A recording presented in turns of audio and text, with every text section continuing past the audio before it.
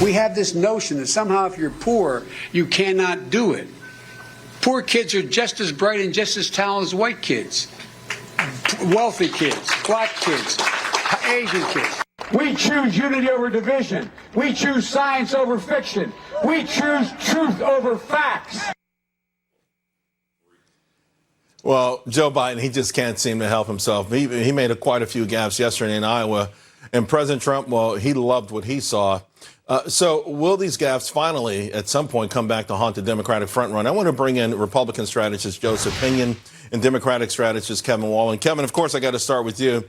Hey, Charles. Good afternoon. Hey, how's it going? Listen, I got an old CD at home of Biden gaffes. So these aren't necessarily new, but the scrutiny might be new, particularly in this environment where, when I heard the thing with the white kids thing, I'm just saying if there's another famous politician would have said that, we've been hearing cries of racist and white supremacy and that kind of stuff.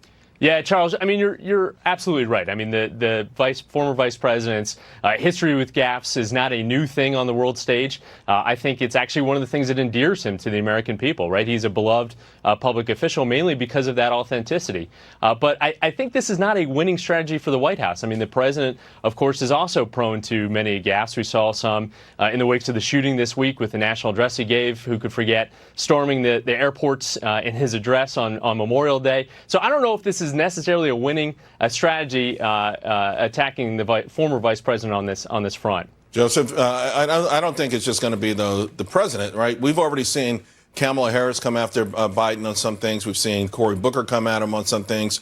We saw Mayor de Blasio come at him on some things. And I think he got a free pass because of those crowded debate stages. But as the field starts to narrow down, these things may play a bigger role. Look, I think to your point, it's not going to be President Trump who's killing them about the gaffes. It's going to be his counterparts on that stage. So when you've spent the last 2 weeks having everyone from Kamala Harris to Cory Booker call him a racist, to say, though, if he's not a racist, he's got a little bit of racist in him. I think that those are things that realistically is what Democrats are going to be talking about this whole time. I mean, the American people know who Joe Biden is. He is the gaff man. The gaff man cometh. I think that's not going to affect him as we head into this primary season, because ultimately what Democratic primary voters want is somebody who can beat Donald Trump, somebody who can take back Pennsylvania, Wisconsin, and Michigan. And so he's their man. You're saying no matter what, he's their man. I think as long as he can demonstrate that he is the best person to do that, he'll be safe, gaffes notwithstanding. But if if that dam starts to crack, if he loses Iowa, similar to how Hillary Clinton lost Iowa in 2008, I think be prepared for that dam to crack like the hull of the Titanic. I mean, Kevin, listen, when I heard him say truth over facts, I'm thinking, okay, maybe this is what the Democrats meant when they said a woke candidate, right? Honestly, I mean, I don't think Joe Biden is woke, Charles. I was being a little facetious there. But again, even if we go through that, for instance, is the strategy going to be, hey, somehow society is mean-spirited toward poor people in general? Which I think he was trying to say there. And because that's, again, is from the old Democratic playbook, we're not seeing those new things that were promised on the eve of this election cycle. Yeah, Charles, it's a great point. And Joseph makes a great argument, too, in terms of the Democratic primary field. I mean, the vast majority of Democrats in this election cycle are looking for someone who can beat Donald Trump, right? Bring back those key states, Ohio, Michigan, Wisconsin, Pennsylvania.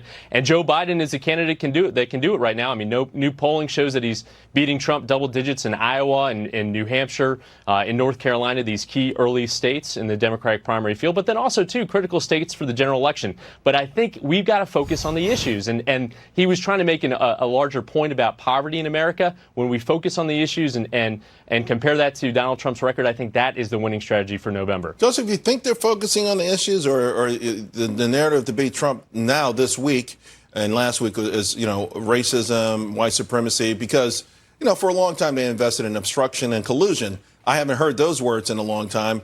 And if that is the case, would that be enough to beat President Trump if you just say, hey, we're going to go against him and say he's a racist? No, I think that for better or worse, Democrats have obliterated the argument on race. They've beaten it into the dirt. When you've called Nancy Pelosi a racist and you've called Joe Biden a racist, you've called a Native American congresswoman from a Republican district who's a Democrat who vanquished the Republican Party, a white Southern segregationist. I mean, by the time you get around to the actual real racists showing up, actually trying to kill people, most of America is no longer receptive to that argument. So I think ultimately what this election is going to be about is about people going to their bank accounts saying that, congratulations, when President Trump took office, I didn't have a job. Now 6 million people have jobs. When President Trump took office, my 401k was looking dismal. Now it's looking mighty bright and mighty prosperous. So I think those are the issues that are really going to come down to voters' minds when we get down to the end of this election come November of 2020. Right. Well, it's a long way to go. Joseph, Kevin, thank you both very much. Really appreciate it.